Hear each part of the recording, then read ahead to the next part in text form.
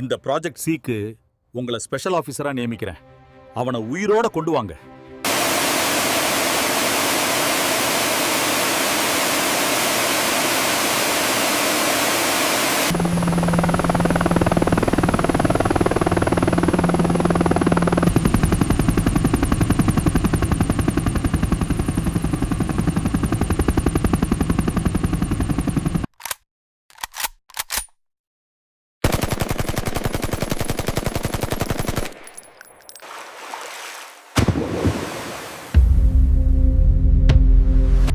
மணி suit பண்ணாதே, suit பண்ணாதே.